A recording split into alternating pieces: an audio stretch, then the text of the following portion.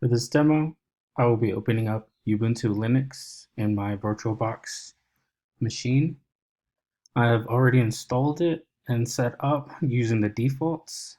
I have not changed anything. So with that, I'm just going to start it. As you can see, it's loading up.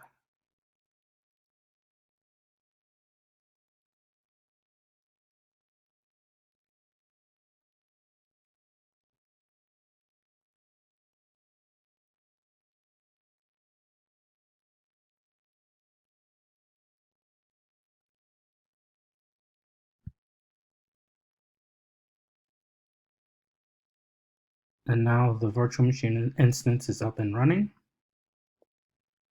Now to open up the terminal, one of the easiest way to do it is just to open up this tab right here, and it's going to show all the applications. Click on terminal, and it's loaded up. As you can see, the box is loaded up for me,